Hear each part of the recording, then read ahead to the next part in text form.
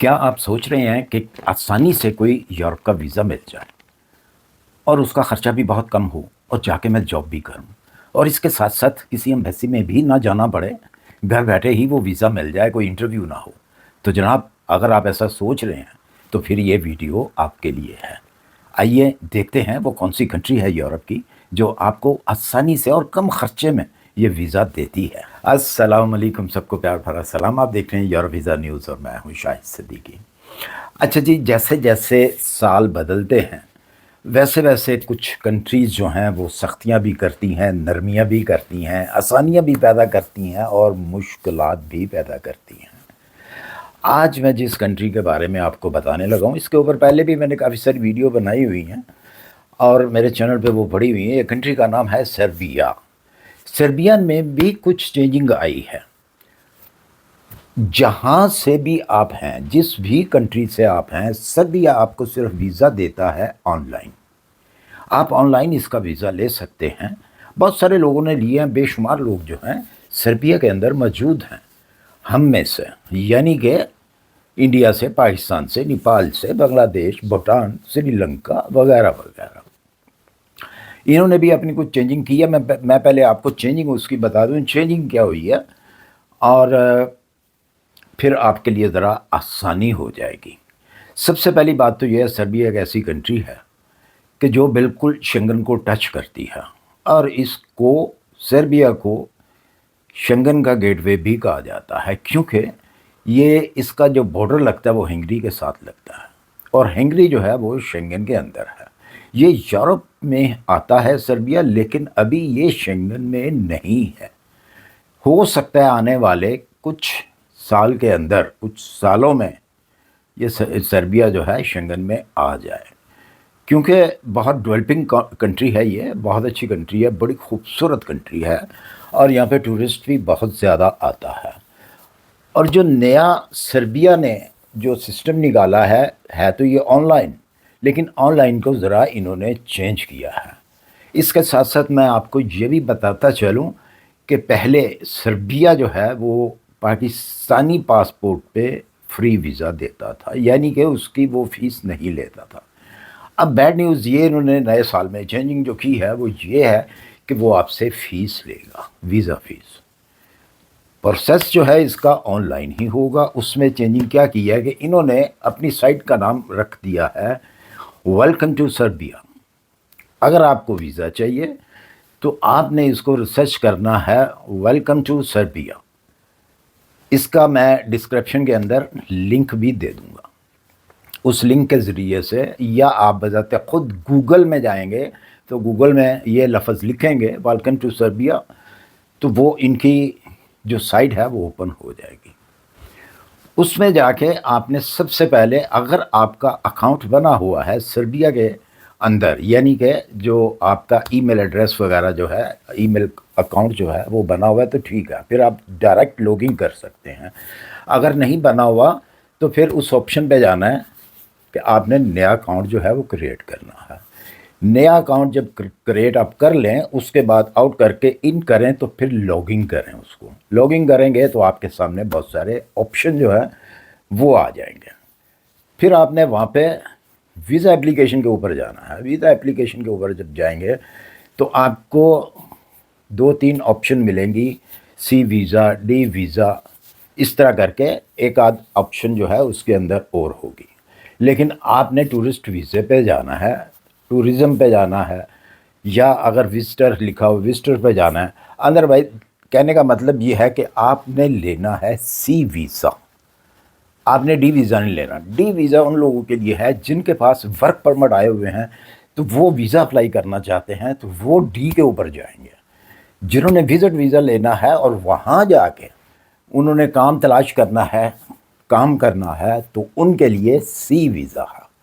आपने सी वीज़े के ऊपर जाना है तो अपनी सारी डिटेल वो आपसे, जैसे जैसे आपसे डिटेल मांगते जाएंगे, आपकी पर्सनल डिटेल, यानी कि आपका पासपोर्ट को भी आपने स्कैन करना है, फर्स्ट पेज को, वो भी आपको चाहिए होगा वहाँ पे। और उसके साथ साथ जो डॉक्यूमेंट्स आपसे मांगेंगे आपको वो भी साथ में جو ہے وہ ڈاؤن لوڈ کرنے ہوں گے، اس میں زیادہ کیا ہوگا، ڈاکومنٹس کیا ہوں گے، میں آپ کو ابھی بتا دیتا ہوں۔ ایک تو پاسپورٹ آپ کے پاس ہے، وہ آلریڈی میں نے بتا دیا آپ کو، دو عدد تصویریں آپ سے مانگیں گے وہ، اس کے علاوہ آپ سے ہوٹل بکنگ مانگیں گے، ریٹرن ٹکٹ مانگیں گے، ٹریول انشورنس مانگیں گے، travel plan day by day آپ سے مانگیں گے۔ یہ ساری چیزیں آپ نے پہلے سے ہی تیار کر کے رکھنی ہے تاکہ آپ وہاں پہ اس کو اپلوڈ کر سکیں۔ اس کے بعد آپ نے اس کو جو ہے سبمٹ وہیں پہ کرنا ہے۔ فیس کا بھی آپشن آ جائے گا، فیس بھی آپ نے کارڈ کے ذریعے سے جو ہے وہ پے کرنی ہے، وہ بھی لکھا ہوگا کہ کتنی فیس ہے۔ تو پھر آپ نے ویٹ کرنا ہے۔ یہ ان کا جو ٹائم ہے 15 ڈیز سے لے کے 45 ڈیز جو ہیں وہ آج کل لگ رہے ہیں۔ تو آپ کو اتنی دیر ویٹ کرنا ہوگا جب تک آپ کا وہ سی ویزا آپ کو ریسیو نہیں ہو جاتا۔ تو جب آپ کو وہ ریسیو ہو جاتا ہے، آپ کو مل جاتا ہے، تو آپ فلائی کر سکتے ہیں۔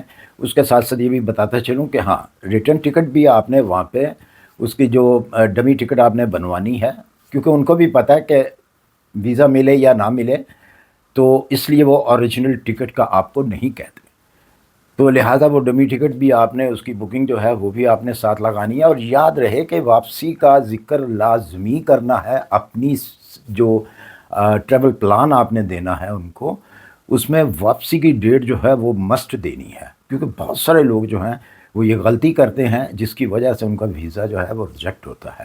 سربیا ایک بہت آسان سی کنٹری ہے، بہت سستی کنٹری ہے، یعنی کہ جانے کے لحاظ سے بہت سستی ہے کنٹری۔ ویسے بھی جو ہے سربیا اچھی کنٹری ہے، اور دوسرے جو شنگن کی کنٹریز ہیں ان سے کافی سستی کنٹری ہے۔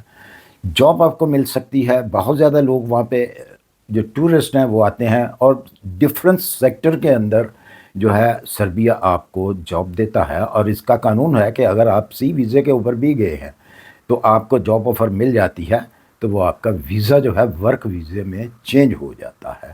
جیسا کہ میں نے پہلے بتایا کہ اگر آپ کے پاس جاب آفر ہے، آپ کو ورک پرمٹ آیا ہوا ہے، تو آپ نے اس سائٹ کو کلک کرنا ہے تاکہ آپ سے وہ پھر وہی جو ہے وہاں پہ وہ چیزیں مانگے گا آپ کے ورک پرمٹ کے حساب سے۔ اگر آپ نے ٹورسٹ جانا ہے تو پھر سی ویزا آپ نے جو ہے اس کے اوپر کلک کرنا ہے۔ کہنے کا مطلب یہ ہے کہ آپ کو سی ویزا جو ہے وہ کنورٹ کر کے دے دیتا ہے سربیا ورک پرمٹ کے اندر۔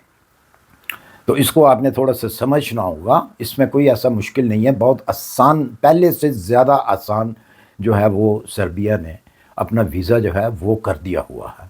تو آپ اس سے بھرپور فائدہ اٹھا سکتے ہیں، اپنے خواب کو پورا کر سکتے ہیں جو آپ سوچتے ہیں کہ جی کوئی ایسی کنٹری ہونی چاہیے جو بہت آسان بھی ہو، آپ کو انٹرویو کے لیے نہ بلایا جائے، آپ کو امبیسی کے دھکے نہ کھانے پڑیں، آپ کو امبیسی کی اپائنٹمنٹ نہ لینی پڑے۔